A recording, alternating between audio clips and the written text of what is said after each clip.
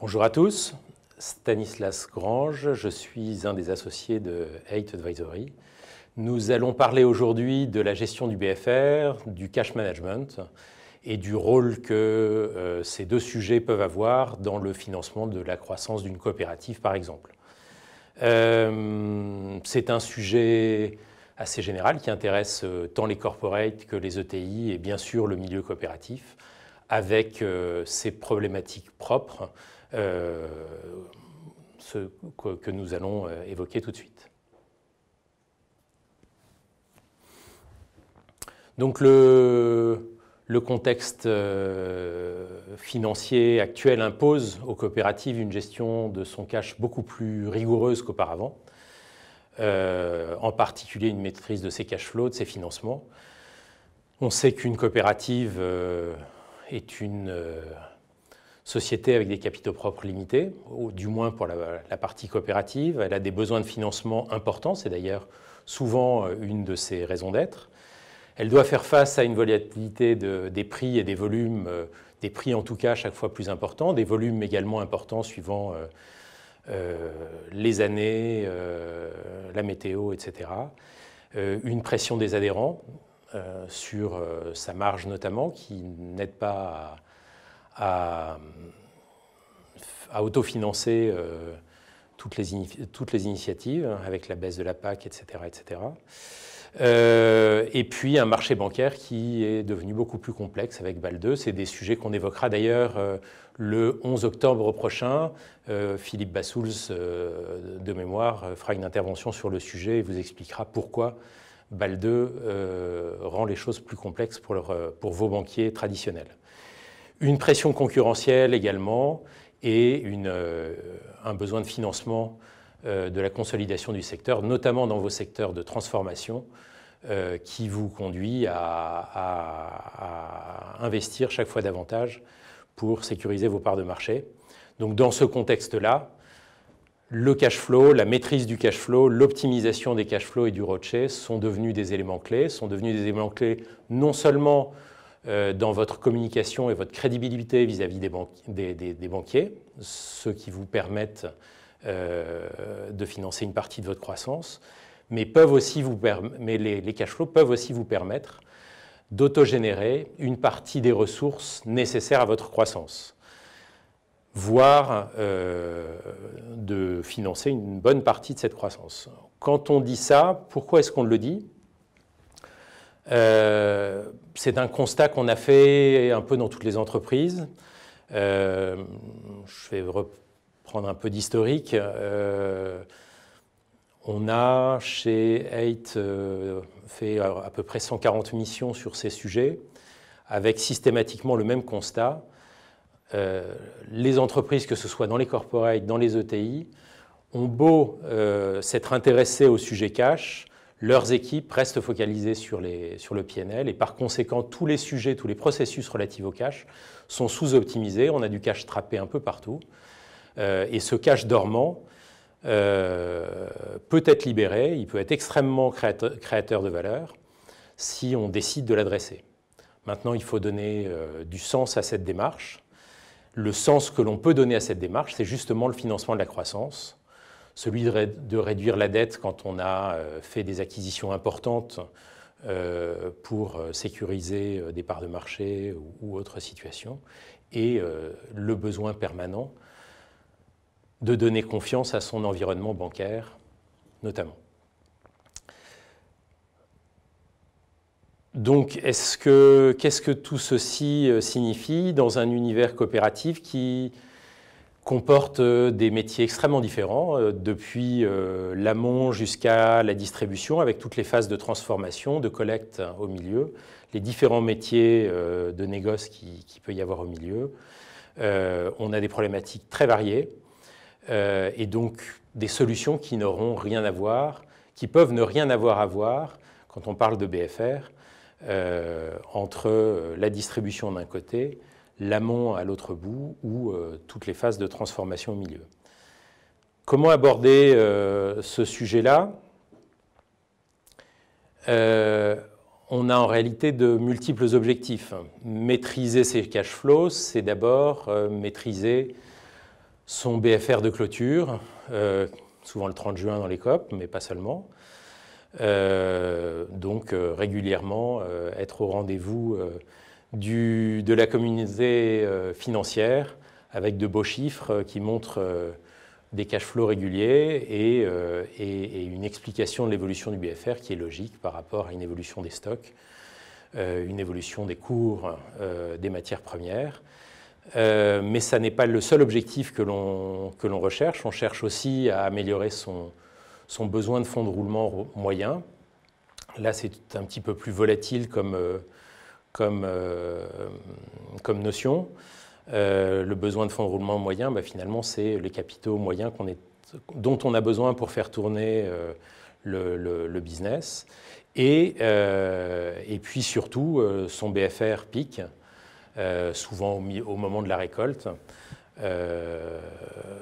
Donc le pic de financement auquel on aura à faire face, qui va dépendre de la volatilité des volumes, de la volatilité des prix, qu'il va falloir financer, qui va exiger des encours financiers court terme, ces mêmes encours financiers qui, s'ils sont mobilisés sur le court terme et sur le financement de vos pics de BFR, ne vous permettront pas de financer le moyen terme des CAPEX, des acquisitions dont vous avez besoin par ailleurs. Donc le travail que l'on pourrait faire sur l'optimisation du BFR moyen et du pic de besoin de fonds de roulement dont vous avez besoin dans l'année est en réalité un élément extrêmement dimensionnant dans la relation bancaire que vous avez. Et bien sûr, la notion de ROCE. On a souvent une notion de ROI, on se bat pour limiter nos CAPEX, mais est-ce qu'on se bat de la même manière avec une vision globale de nos capitaux employés, incluant la notion de BFR? Est-ce qu'on fait un véritable arbitrage, de véritables arbitrages marginaux sur le meilleur compromis CAPEX, besoin de fonds de roulement, marge? Quand on revisite ces questions-là, il y a beaucoup de choses à faire. Donc beaucoup d'objectifs peuvent se cacher derrière cette notion de BFR et de cash flow. Pas forcément simple à expliciter aux équipes. Et c'est pourtant l'un des sujets qu'il faudra aborder. Comment est-ce qu'on forme nos équipes opérationnelles sur le sujet? On est resté dans des notions très financières et on a bien conscience que nos leviers sont multiples et on va commencer par tous les leviers opérationnels qu'il y a derrière le BFR. On pense bien sûr à nos leviers clients, hors adhérents, puisque c'est une relation particulière qu'on abordera différemment, les postes clients, sujets classiques, conditions de paiement, délai d'encaissement réel, problématiques de recouvrement, délai fournisseurs de l'autre côté, conditions de paiement, processus de paiement, pas toujours aussi maîtrisés, aussi optimaux qu'on imagine, avec des contraintes liées à chaque secteur. On n'a pas le choix d'appliquer les conditions maximum de la LME partout. Il y a des contraintes réglementaires plus fortes dans le frais par exemple, mais dans bien d'autres activités. Par contre, on a quelquefois des fournisseurs étrangers. Où est-ce qu'on va chercher de la latitude sur ces sujets-là? Il y en a toujours plus que ce que l'on pense. Les problématiques de marge arrière, de coopération commerciale, notamment quand on est côté distribution et côté GSA. On a souvent une masse importante de marge arrière et de coopération commerciale. Comment est-ce que se débouclent ces coopérations commerciales? À quel rythme dans l'année? Quel impact sur les cash flows et le BFR? Vous avez là des leviers intéressants si vous commencez à travailler dessus. Les problématiques adhérents, ça n'est pas un tabou.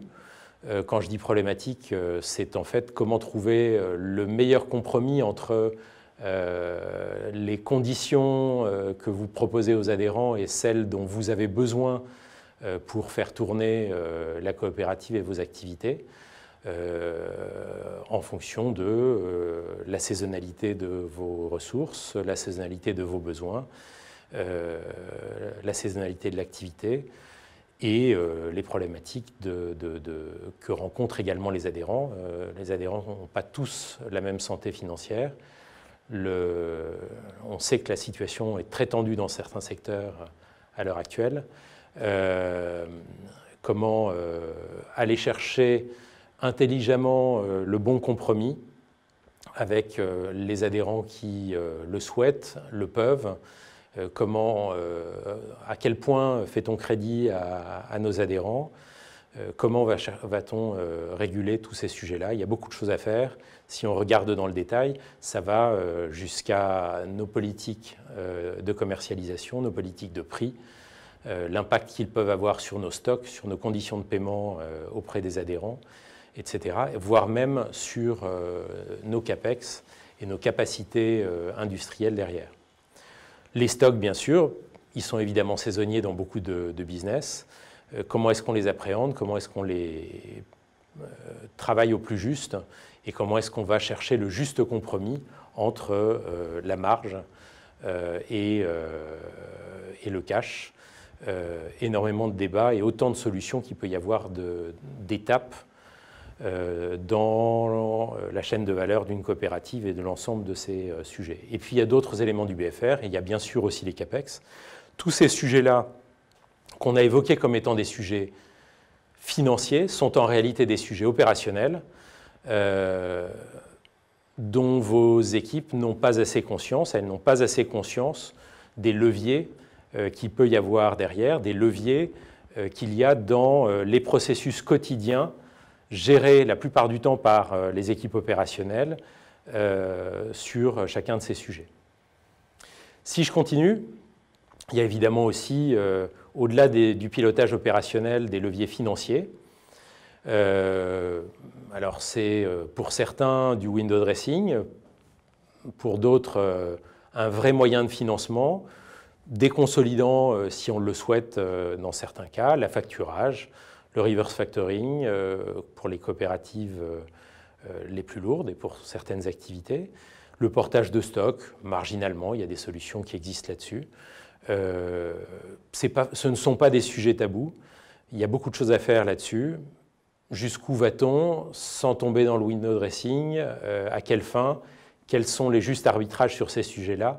Il y a beaucoup de possibilités. L'affacturage, par exemple, est devenu une solution extrêmement économique pour financer presque du moyen terme, puisque un programme d'affacturage, tant que vous avez des créances, n'est jamais remboursable. Et puis, il y a toute la problématique du cash management.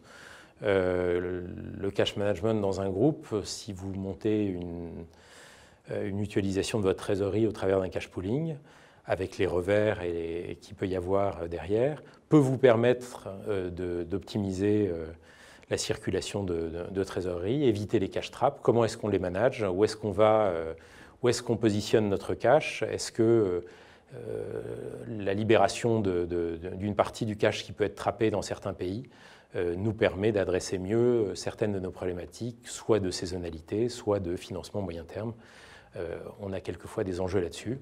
Et bien sûr, la mutualisation des couvertures est aussi un bon moyen d'aller neutraliser nos appels de marge en neutralisant les positions de l'amont et de l'aval, souvent qui peuvent nous permettre de réduire nos appels de marge.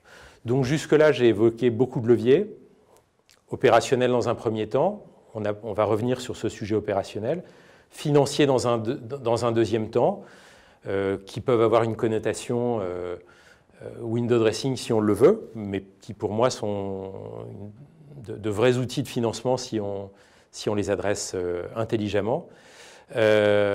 Comment est-ce qu'on peut aborder ça?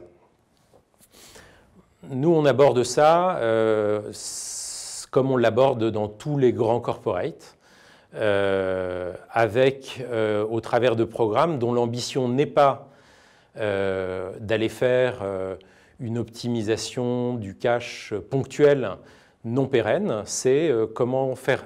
L'objectif est de faire rentrer un groupe dans une culture cash et dans un souci permanent de gestion du cash au mieux, qui doit permettre de libérer des ressources supplémentaires en optimisant le BFR, en optimisant les cash flows, demain, financer une partie de la croissance, financer des acquisitions ou mieux linéariser, par exemple, l'utilisation de notre cash au fil de l'année, si c'est l'une des problématiques.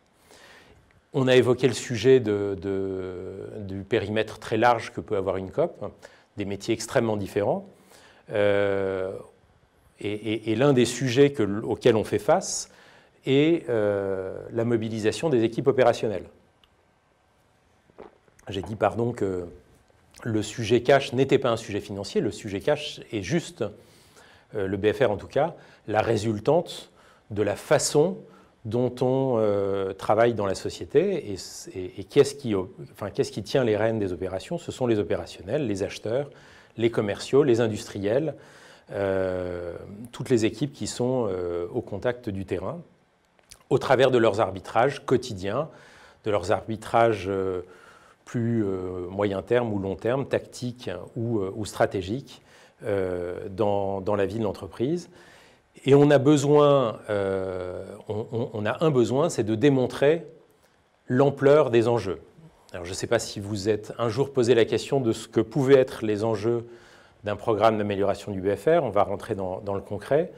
Je vous ai dit tout à l'heure qu'on avait fait à peu près 140 missions sur les 6 dernières années, pas seulement dans le secteur coopératif, dans tous les secteurs d'activité.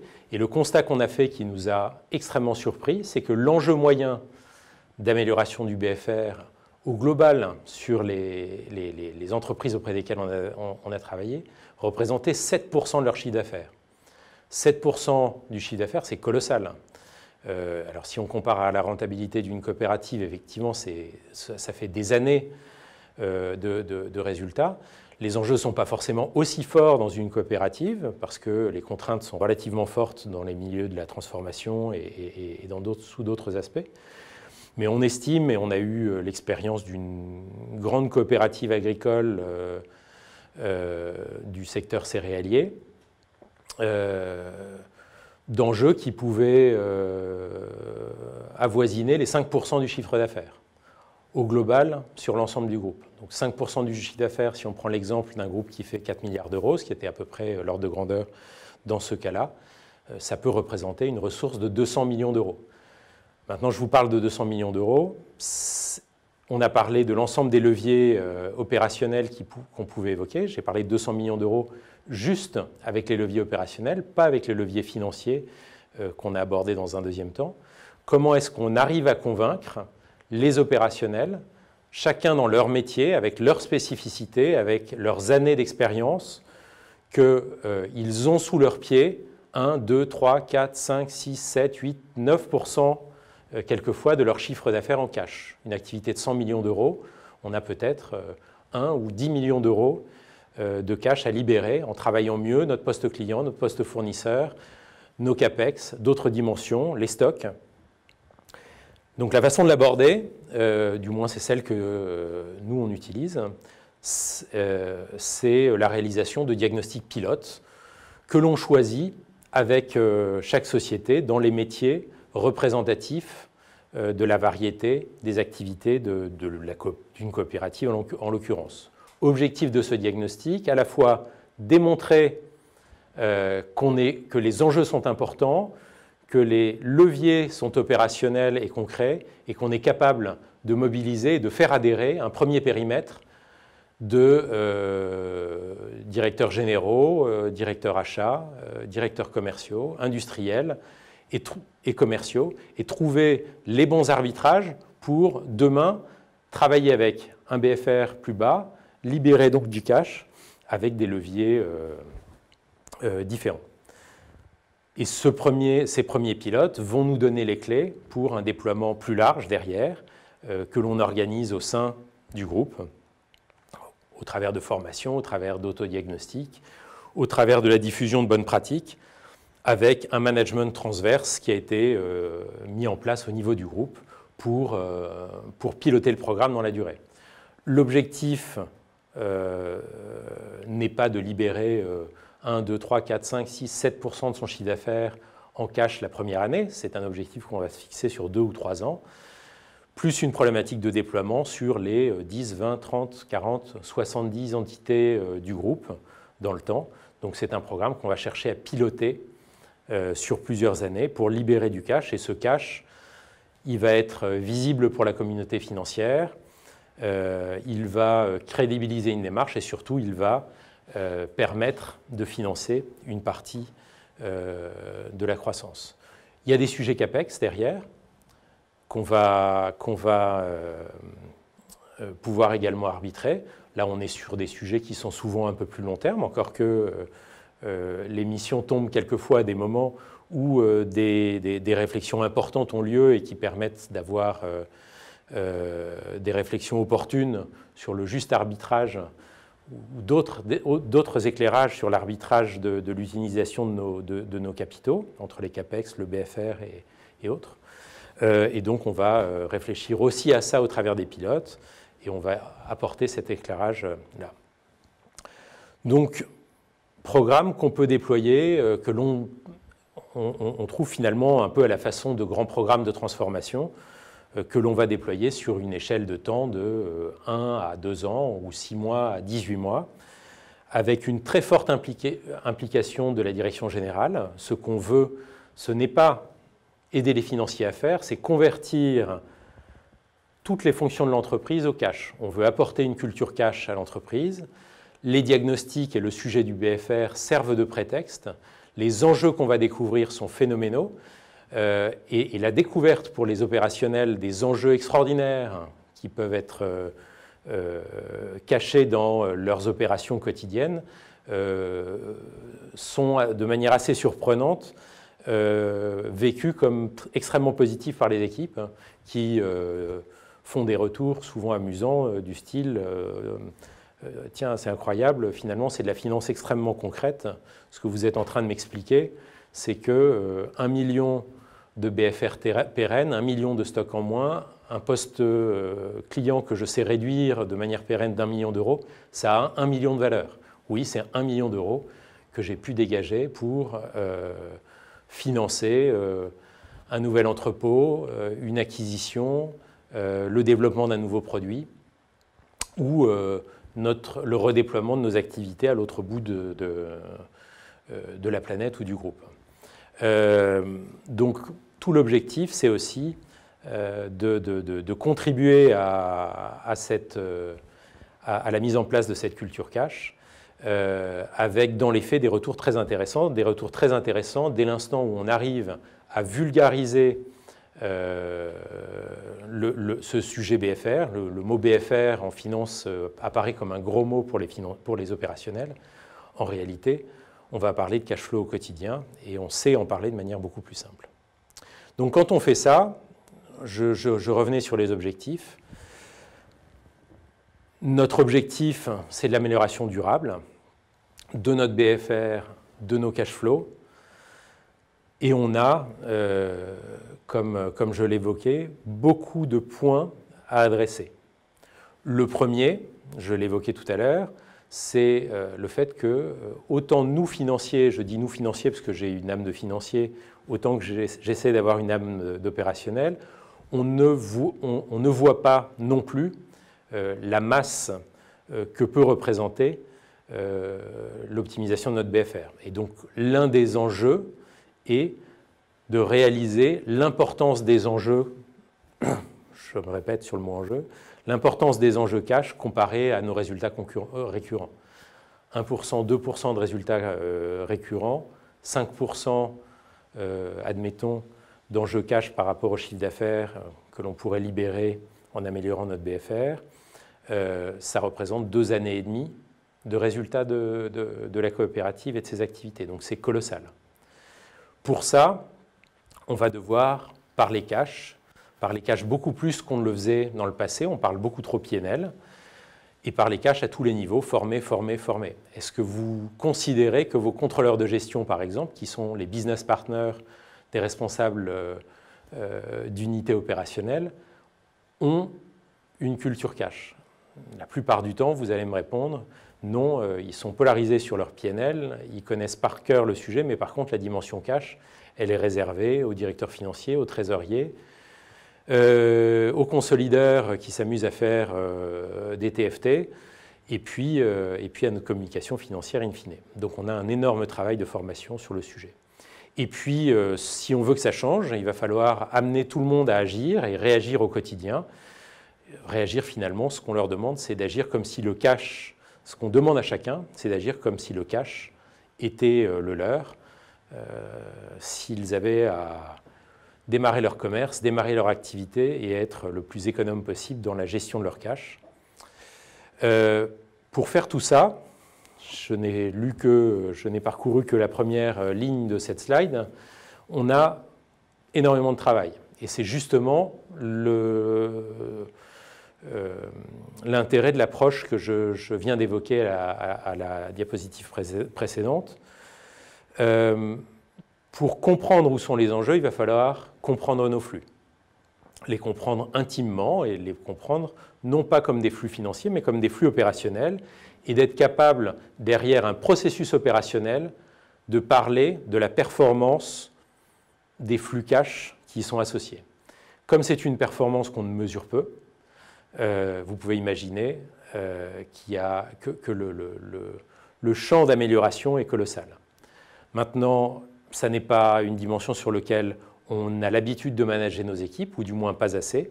Donc il va falloir mobiliser les équipes sur le sujet, leur fixer des objectifs. Pour ça, il nous faudra des indicateurs. On aura un travail là-dessus. Et surtout, mettre en place des plans d'action concrets, les suivre dans la durée, de manière à ce que tout ça ne reste pas lettre morte, donne les résultats escomptés et qu'on rentre dans une spirale, qu'on puisse rentrer dans une spirale d'amélioration continue.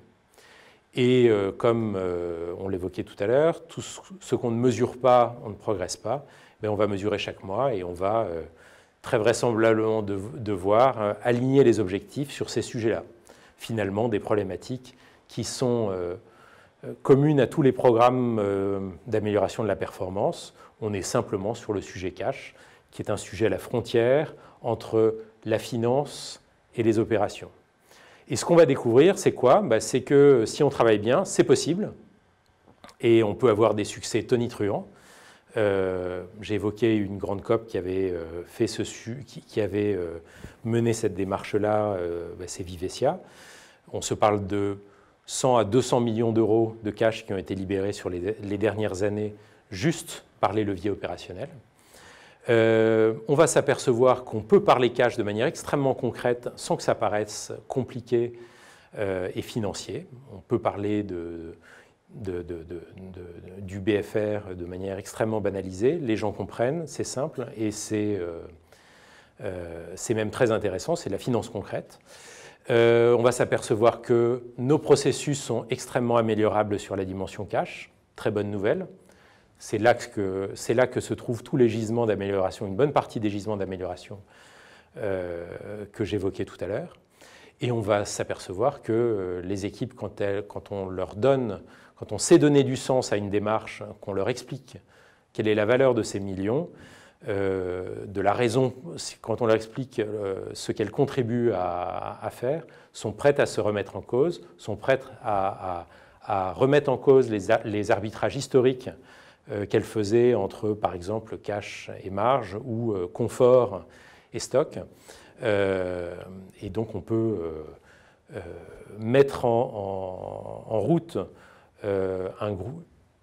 des unités, puis des branches, puis des groupes sur ces dimensions cash de manière pérenne sur le sujet, à condition de rentrer dans cette spirale-là. Oui. Je bascule sur la slide suivante. Pardon de regarder un peu trop les slides, c'est des mauvais réflexes.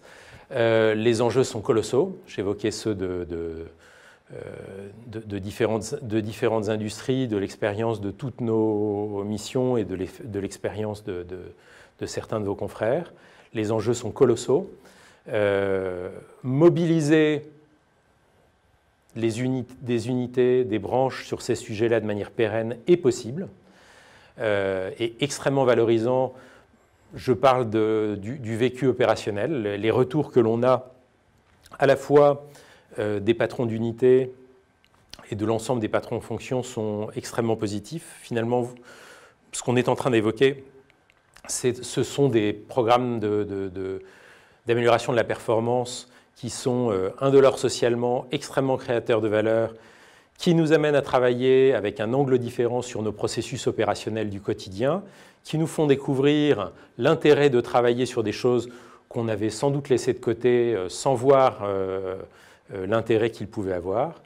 Et on peut, grâce à ça, année après année, améliorer notre BFR et dégager des cash flows qui vont être supérieurs à notre EBIT au travers de leviers qui sont extrêmement simples, puisque finalement, si on veut simplifier la problématique d'amélioration du BFR, c'est juste ce dont on doit se parler, ce sont des choses très simples, c'est réduire nos stocks, donc travailler au plus juste, facturer au plus tôt, optimiser nos délais de paiement, côté client, côté fournisseur, encaisser au plus tôt, décaisser au plus tard, sans bien sûr mettre à mal notre relation fournisseur, c'est un partenariat qui a beaucoup de valeur, dépenser au plus tard, ajuster nos capex au juste nécessaire et les arbitrer sur les meilleurs rochers qu'on puisse imaginer, quelquefois louer au lieu d'acheter, quelquefois vendre des actifs inutiles, ou mieux les considérer, ou mieux arbitrer certaines options.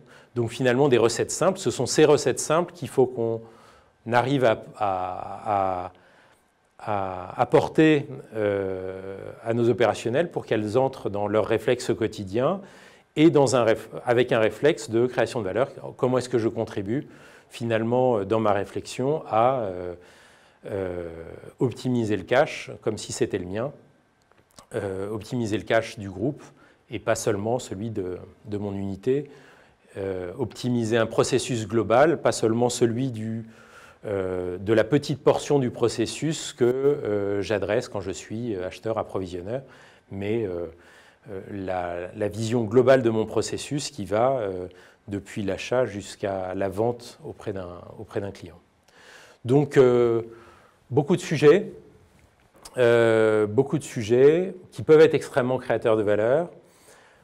Le constat que l'on fait, un diagnostic, ça dure, on va dire, souvent un mois, quelquefois un peu plus quand c'est sur des périmètres un peu plus larges, pour être capable de dire, sur telle unité, dans tel métier, on est en train de se parler de 3, 4, 5, 6, 7% du chiffre d'affaires en termes d'enjeux, avec des leviers concrets qui sont ça, ça et ça, et un plan d'action qu'on va pouvoir dérouler sur 2 ans, et des résultats qu'on doit normalement pouvoir dégager pour moitié en 1 an. Donc, si on se dit à la fin de notre diagnostic qu'en étendant notre démarche à l'échelle du groupe progressivement, on peut dégager 3, 4, 5% du chiffre d'affaires sur un périmètre de 1 milliard, 2 milliards, 3 milliards, 4 milliards d'euros de chiffre d'affaires, ça fait beaucoup d'argent, dont la moitié peut être délivrée sur les premiers pilotes, sur les premiers périmètres qu'on aura mobilisés au bout d'1 an. Donc on peut avoir des résultats concrets qui vont nous permettre de convaincre tout le monde, de finir de convaincre les gens qui n'auraient pas été dans la première approche, et ensuite de dérouler. Ça veut dire, si on veut derrière piloter dans la durée, qu'on va avoir besoin de metrics, et donc de driver nos cash flows sur plusieurs années. Qu'a-t-on réalisé des enjeux qu'on avait imaginés ensemble au début? Qu'est-ce qu'il nous reste à réaliser? Ah oui, mais beaucoup de choses ont changé, les prix des matières premières ont changé, les volumes ont changé, on a plus ou moins de stocks résiduels que l'année précédente parce que la saison s'est déroulée de telle ou telle manière. Comment est-ce qu'on lit notre performance là-dessus? Donc on a une dimension contrôle de gestion sous l'angle cash à mettre en place. Où se situe-t-elle? Est-ce que c'est le sujet du trésorier? Est-ce que c'est le sujet du contrôleur de gestion du groupe? Il faut peut-être inventer une notion de contrôleur cash du groupe. C'est le choix qu'ont fait certaines des coopératives, d'inventer ou de mettre en place cette fonction de contrôleur cash groupe qui a à la fois le rôle de driver la démarche globale sur le programme d'amélioration et d'en mesurer les résultats et d'en suivre les accomplissements mois après mois à l'occasion des revues budgétaires, des reforecasts, des budgets, des business plans, année après année. Donc on est typiquement, là encore, dans une démarche de plan d'amélioration de la performance sur un sujet à connotation financière, en réalité totalement opérationnelle, et qu'il faut arriver à amener aux opérations pour apporter cette culture cash à l'entreprise. Voilà, j'ai à peu près fini tous les sujets assez vastes que je voulais dérouler dans une vision macro. Vous avez peut-être des questions. Donc, n'hésitez pas. Ah, je vois quelques questions. Donc, quels sont les enjeux typiques de ce type d'approche? On l'a évoqué tout à l'heure. Je vous ai dit, ils sont extrêmement variés. Ils ne sont évidemment pas les mêmes dans la transformation que dans l'amont ou dans le négoce. Sur la transformation, on parlera d'enjeux sans doute dans la fourchette basse par rapport aux 5%, quelquefois 2-3%, mais 2-3% dans ces métiers-là, ça peut être beaucoup d'argent. Il y a des situations où ça peut être plus. Dans d'autres métiers comme le négoce, ça peut être bien plus. Et puis donc, en moyenne sur une coopérative, on peut se parler de 5%. Maintenant, il n'y a pas d'a priori à avoir. Ça dépend énormément de la maturité actuelle de l'entreprise, de sa culture. Et ça n'est quelquefois pas dans les unités qu'on pensait les plus matures qu'on trouve les enjeux les plus faibles. Il faut jouer le jeu de se repencher véritablement sur le sujet, de se poser à fond la question de savoir quels sont les enjeux. Ensuite, quelle est la pérennité? Pérennité, en fait, c'est assez étonnant, la réponse sur ce sujet-là. Je vais vous donner l'exemple de la première mission BFR que j'ai faite il y a maintenant 15 ans. Waouh, ça fait beaucoup. À l'époque, j'ai lancé le plan BFR d'un groupe qui partait sous LBO, qui était un groupe du second œuvre du BTP, qui s'appelait Cegelec. Et on s'était fixé comme ambition, pour un groupe qui faisait 3 milliards d'euros de chiffre d'affaires, de dégager 150 millions d'euros de cash, donc 5% de notre chiffre d'affaires en cash. Ça paraissait fou. Mais on l'a fait en 2 ans et demi. Et donc, on s'est posé la question de savoir si c'était pérenne. Et en fait, la réponse à notre question, ça n'était pas est-ce que c'était pérenne, c'était combien nous reste-t-il encore à faire. Et la réponse à combien nous reste-t-il encore à faire, c'était il nous reste encore 150 millions d'euros, il nous reste encore 5% de notre chiffre d'affaires. 2 ans et demi plus tard, on avait dégagé non pas 150 mais seulement 120 en seulement 2 ans. On était donc au-dessus de notre objectif sur 5 ans. Et on s'est repromis de dégager 150 millions d'euros. En fait, cette gestion du BFR, cette amélioration du BFR, c'est l'amélioration continue. Il y a sans doute une asymptote, mais elle est très loin de ce que vous imaginez. Donc avant de se poser la question de la pérennité de ce type de programme, posez-vous la question de combien de fois successives vous pouvez mener ce programme et avec quels gains marginaux. On l'évoquera d'ailleurs, je pense que j'aurai un peu plus de temps le 11 octobre. On a fait une étude cette année qui a donné lieu à un événement en juillet, une étude qu'on a menée auprès de groupes qui avaient mené ce genre de plan. Et celles qui avaient mené ce genre de plan, souvent nous disaient « j'ai réalisé 5% et il me reste encore 5% à réaliser ». Donc on est exactement, beaucoup de groupes ont fait le même constat que celui que je viens de partager avec vous sur Cegelec. Et c'est un constat que partagent sans doute nos amis de Vivessia qui ont fait la première partie du chemin. Autre question, le fait de centraliser le cash permet-il une meilleure négociation avec les banques? Oui, en général oui. On pose pas toujours la question de cette manière-là. En général, la centralisation de la trésorerie est plutôt une excellente opportunité pour remettre à plat toutes vos conditions bancaires, tout en respectant l'équilibre de vos relations bancaires, que ce soit au travers que vous ayez un crédit syndiqué ou que vous ayez un ensemble d'accords en one-to-one avec les banquiers. Donc oui, la centralisation de la trésorerie est en général l'opportunité de remettre à plat ces relations bancaires et de faire par ailleurs des économies. En plus de ça, elle va vous permettre de mieux animer la circulation de cash dans le groupe et donc d'aller chercher un peu plus systématiquement les cash traps et d'utiliser ce cash trap plutôt que d'utiliser un RCF que vous avez dimensionné donc pour être capable d'absorber vos cash traps historiques. Donc si vous libérez vos cash traps, vous en aurez moins besoin et donc vous pourrez libérer une partie des RCF que vous jugiez nécessaire pour l'allouer avec vos banquiers sur d'autres utilisations. Quand on a des filiales, faut-il un cash manager ? Grosse problématique. Alors, enfin, grosse problématique, pas une grosse problématique. Il y a deux réponses à cette question. Faut-il un cash manager groupe ? Je vous ai répondu. Un cash contrôleur groupe, c'est, je pense, un extrêmement bel investissement. Déjà parce que vous pouvez imaginer que les enjeux sont colossaux. Que les enjeux sont colossaux.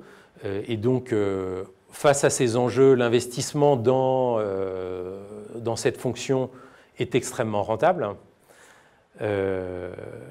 Secondo, donc là, on a parlé de la fonction centrale. Et cette fonction centrale va vous aider à mettre en place un contrôle de gestion sur la dimension cash qui, 1, n'existe pas assez dans la culture, 2, n'est pas assez développé, 3, n'est pas assez sophistiqué, donc il y a tout à faire. Ensuite, est-ce que ce cash manager groupe remplace les cash managers filiales ? Non.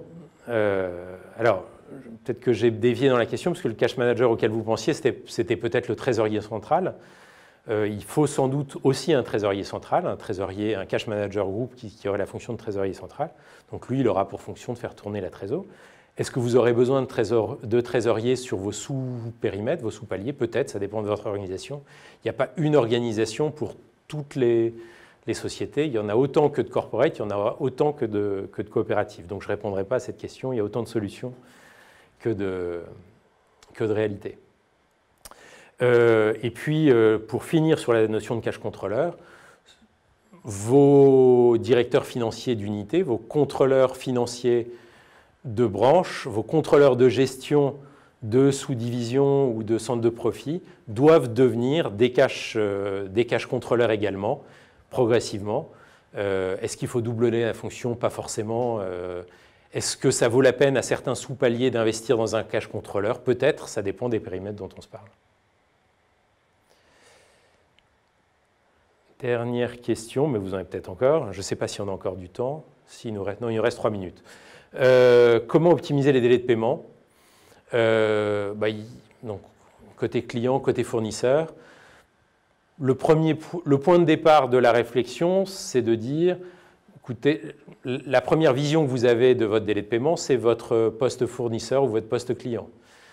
Vous en faites un bel agrégat, vous le rapportez à un volume de facturation ou un chiffre d'affaires avec de la TVA ou un volume d'achat avec des taxes et vous calculez un DSO ou un DPO et vous vous dites, bah, tiens, est-ce que tout ça est rationnel ?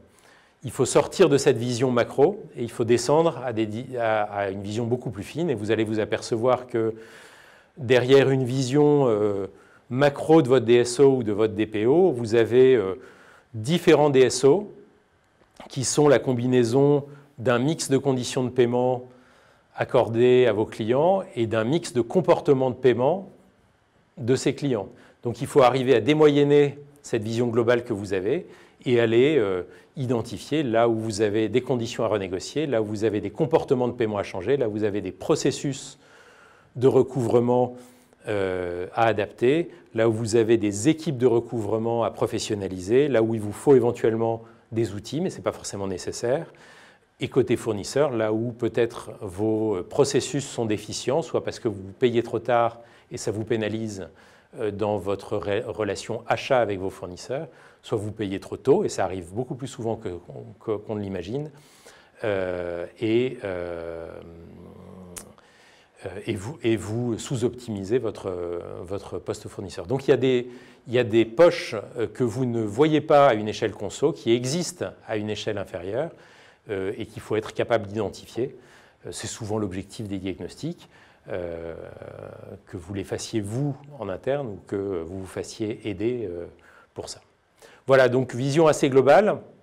On descendra forcément un peu plus dans le détail de tous ces sujets-là le 11 octobre pour ceux qui ont envie de participer au séminaire DAF, avec un éclairage de la vision du banquier qu'apportera sans doute Philippe Bassouls côté banque dans l'heure qui précédera mon intervention, et puis vous aurez sans doute des tas de questions autour de ces sujets-là. Donc à votre disposition pour échanger sur ce beau sujet qui peut être extrêmement créateur de valeur et qui peut vous apporter des solutions dans vos recherches de financement pour la croissance et la structuration de vos activités. Voilà, à bientôt.